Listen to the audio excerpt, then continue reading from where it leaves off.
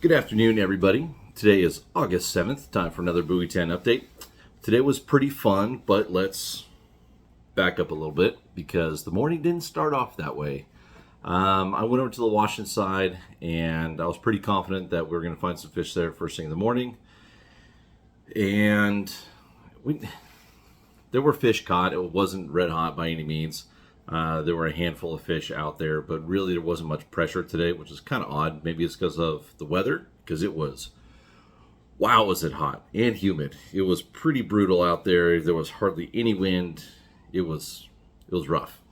But, so we started off, and there were probably only 6 or 8 boats around us, and we were running spinners for the most part. This water was really, really warm, so I'm focusing more in on hardware and less on bait right now. As the tides get bigger, I'll probably switch that and do some more bait. But right now, with a lot of river water coming down and this heat wave that we're dealing with, hardware tends to do better, so spinners and spinfish. So today I was running a lot of the 3.5 mulky blades, and we started off on the Washington side, trolling with 6 or 8 boats. And I think every boat there that we were trolling with hooked at least 2 or 3 fish, and we got 0. And in the back of my mind, I'm going, great.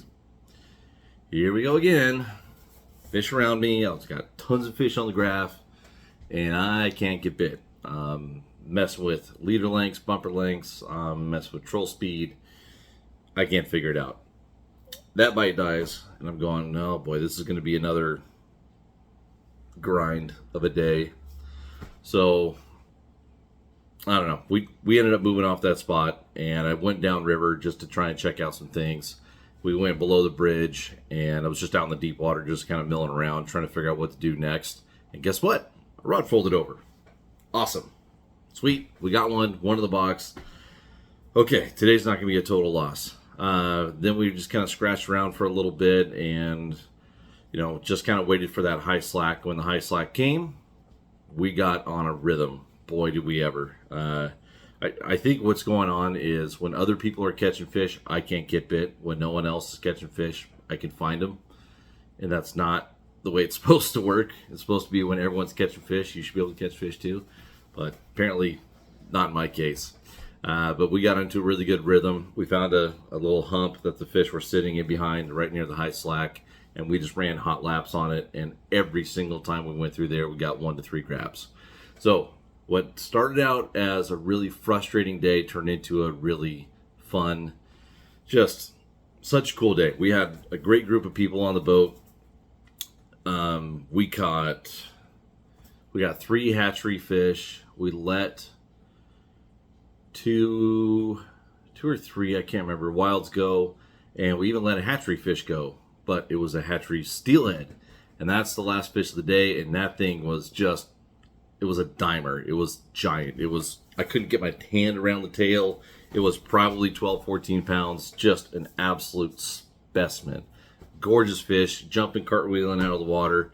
Hit a Mexican hat, mulky blade, little 3.5, and it was a cool fight. But regulations are, we gotta let that fish go. Yes, even though it's hatchery. Steelhead have to go back. So we let that fish swim off, and it was a great way to end the day. The harbor seals were starting to get a little bit more aggressive. We were trying to release a really nice big 20-plus pound king, and that harbor seal kept on going underneath the net and almost bumping it. And as soon as I let that fish back in the water, boy, it took off because that harbor seal was on it. And the harbor seal came up. No fish, so we're hoping that big king made it on up to the next area to potentially be caught or spawn. So, all in all, what's the moral of the story? Just get out there and go fishing, I guess. I don't know. But it started off pretty rough again because there were plenty of fish caught, and I couldn't get bit. And it's just like, boy, I'm doing something wrong. And finally got into a rhythm where every single rod got bit. Every color got bit. Every depth got bit. Okay, this is the way it started. My first half day in the river, it was this easy. Today, it was that easy. We got plenty of fish. Now, it wasn't red hot. It was all day long. It was just one here, one there, one here, one there. It was not anything to write home about, but we're at a pretty small tide right now. Today was the first day of growing tides. They're going to keep growing all throughout the week. Hopefully, that brings in new fish, but What's interesting is that for August, the ocean was really, really quiet today. Now, it could have been because of the east wind. It could have been because of a million different things. Different water moved in. Who knows what? Maybe the fish pushed out. Who knows? But for first week of August, there should be an insane amount of coho out front, and it should be quick, easy limits. And I know a lot of guys that were out there had a hard time finding fish that wanted to play. So hopefully they're still coming. I was really hopeful last week when we were catching a bunch of coho out there that on this next big tight set that we have coming, we'd see a huge flush of coho coming in with it. But now today we're on that buildup and there's not any coho out there. But hopefully that changes.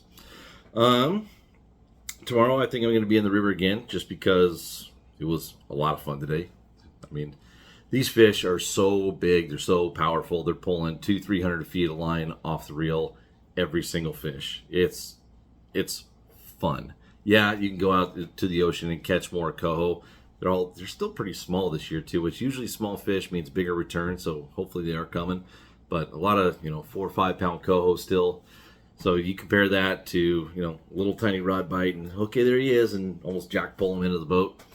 Compared to rod down, hammered over, barely get out of the rod holder, lines nuking off the reel, and you just go, well, I'm almost spooled. Got to go chase him. Hurry up. And you're out 200-300 feet on your line counter.